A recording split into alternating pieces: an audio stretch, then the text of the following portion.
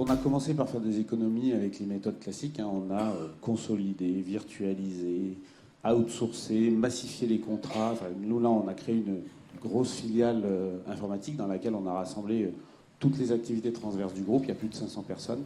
Ça fait 40% des dépenses du groupe. Et bah, évidemment, ayant ramassé tous les périmètres transversaux et les ayant consolidés, ils ont une force de frappe énorme en sourcing.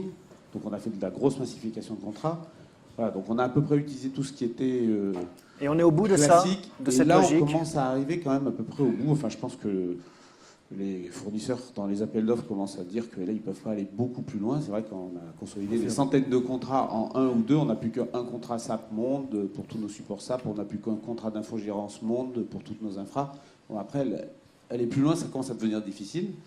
Alors, on compte effectivement sur à la limite, les grands outsourceurs, etc., qui, par l'automatisation, peuvent, eux, avoir une capacité de rupture qui peut leur permettre encore de baisser les coûts.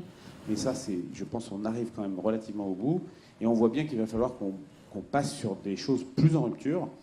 Alors, évidemment, hein, est-ce qu'on met l'ensemble de notre infrastructure chez Amazon ou chez Microsoft? Est-ce qu'on change complètement de manière de développer des applications?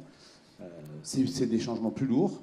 Vous avez déjà une intuition là-dessus On voit bien qu'aujourd'hui, quand on a à peu près utilisé tous les moyens historiques, il faut qu'on trouve des nouveaux moyens. Les nouveaux moyens, le cloud est quand même quelque chose qui s'annonce assez prometteur. Pas forcément d'ailleurs que pour les coûts, mais c'est aussi un gros élément de variabilisation.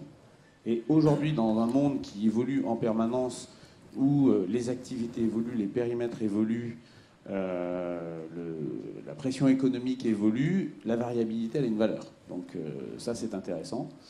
Et puis, mais par contre, ça engendre des changements fondamentaux dans nos réflexions sur la sécurité.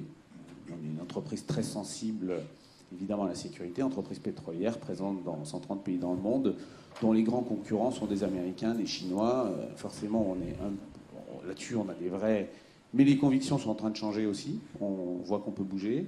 La sécurité, mais aussi nos informaticiens, l'ensemble des gens qu'il faut reformer, reskiller pour affronter ces nouvelles ruptures.